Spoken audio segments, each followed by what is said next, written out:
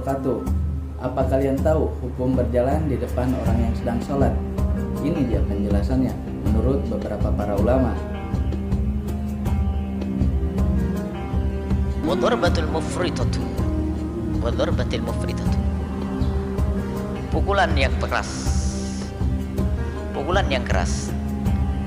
Di dalam sholat dihimbau selagi kita sudah membuat sutrah, amanlah tempat sujudmu. Maka jika ada orang masih memaksa melewatimu, qatiluh, dorong dengan kuat, tahan karena kita sudah membuat sutrah. Nahannya penahan, bukan langsung orang itu pulang jazz batal puasa.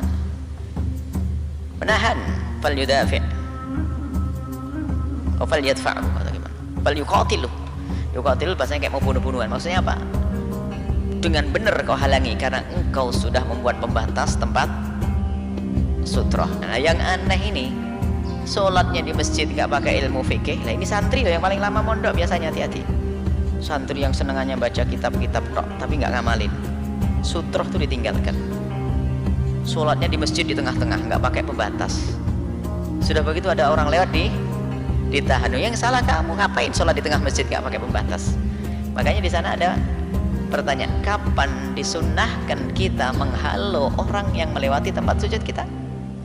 Jawabnya, kita baru disunnahkan menghalau orang yang melewati tempat sujud kita kalau kita sudah membuat batas. Kalau kita tidak buat batas, siapa ngira di sholat? Jangan dia lagi ngelamun. Dan memang kejadian gara-gara tidak membuat sutrah bisa tidak dianggap sholat loh ya. Saya pernah dulu kan ngamalkan sholat untuk menguatkan hafalan, untuk sholat minta penguatan hafalan. Kan bacaannya banyak-banyak, bacanya banyak. Malam Jumat kita baca, kan baca pakai Quran, di kamar nggak pakai sutrah lagi.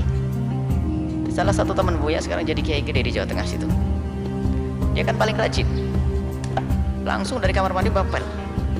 Ini jarang baca Quran sekali aja pakai berdiri, itu padahal kita lagi sholat. Ini gara-gara tidak pakai tempat pel kita, tempat wajud kita di seatbelt, dia tenang aja, seret, nggak ngerti kalau kita lagi sholat. Ini sholat jarang baca Quran sekali aja pakai berdiri. Nah, yang salah saya, kenapa tidak pakai sutrah? Banyak santri yang teledor masalah sutrah, dikukuhkan kesunahan sutrah itu. Padahal yang dibaca kitabnya, kitab yang ngajari itu semuanya. Fathul Mu'in mengajarkan, termasuk merapatkan barisan. Nah, mendorongnya kita ini, menghalaunya itu adalah setelah kita buat sutrah. Kalau tidak buat sutrah, salahnya orang yang sholat. Jangan disalahkan orang yang lewat. Maka nanti apa? Bagaimana syarat atau disunnahkan kita menolak orang yang lewat? Yang pertama, yang lewat adalah yang pertama sudah membuat sutrah. Yang kedua, yang lewat adalah orang akil, balik akil. Maka kalau anak kecil jangan dihalau. Yang ketiga, orang yang tidak ada hajat, misalnya batal wudhu. Kalau batal wudhu kamu halau, nggak bisa keluar dari barisan musola. Kan ada orang batal wudhu, pasti melewati barisan kita. Kalau kita menduga dia batal wudhu, kasih cepat biar cepat keluar. Semua ditahan gini, tahan lagi. Nah ini. Dan bukan anak kecil. Kalau anak kecil nggak perlu ditahan. Kita perlu ilmu-ilmu sekecil itu diamalkan deh. Bacaannya kitabnya hebat-hebat. Fathul Mu'in khatam 16 kali.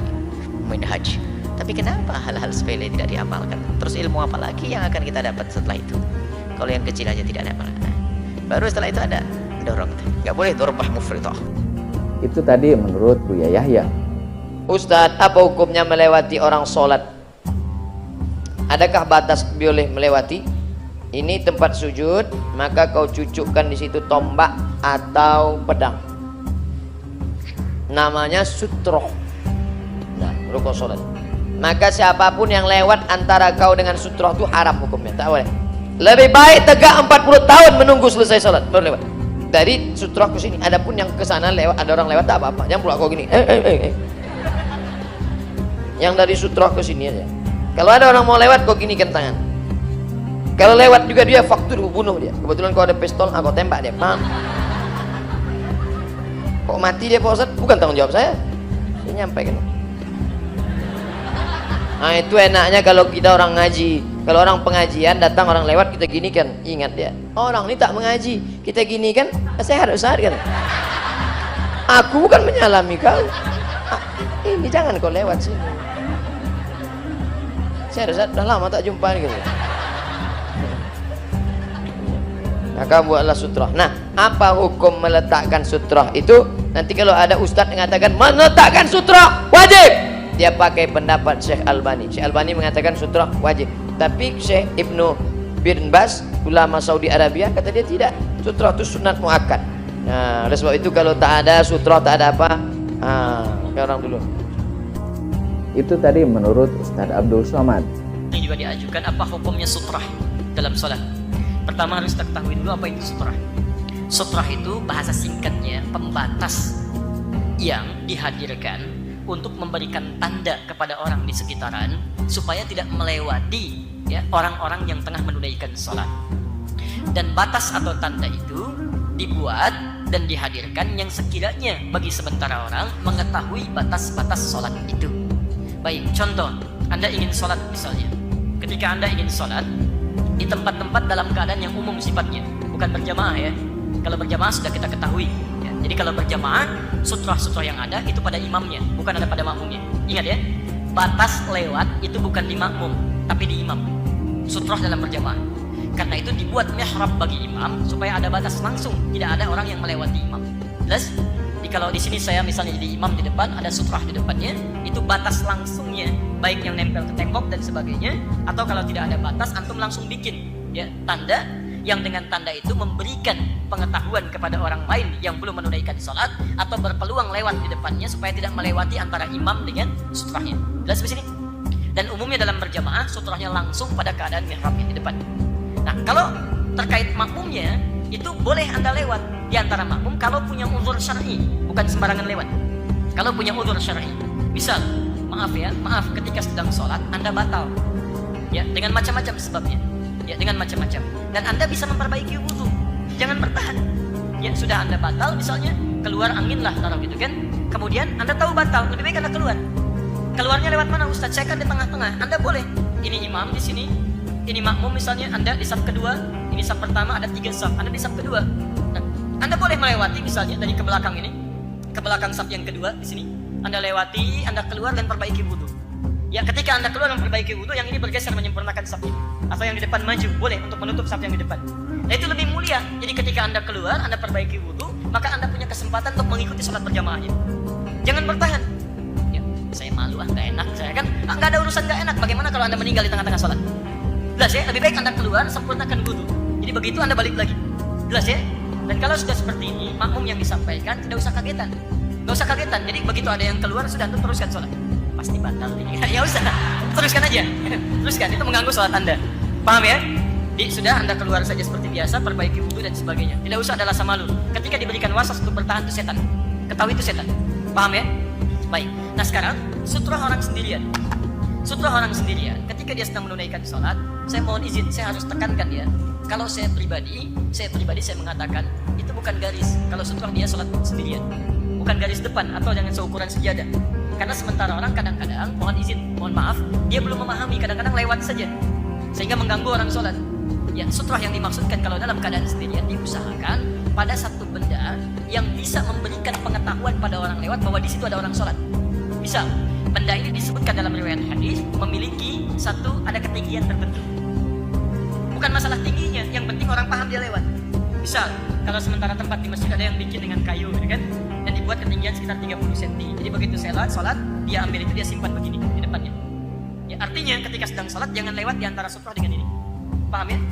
Jadi kemudian Anda sholat, Anda tenang, dan Anda masih boleh lewat. Kalau Anda ingin lewat sekitaran ini. Bahkan beberapa waktu lalu kami di Oman, itu bagus sekali. Sutrah ini punya tanda. Misal, ini zuhur, ini asar. Ada yang masbuk, ada yang jama', ada yang qasar.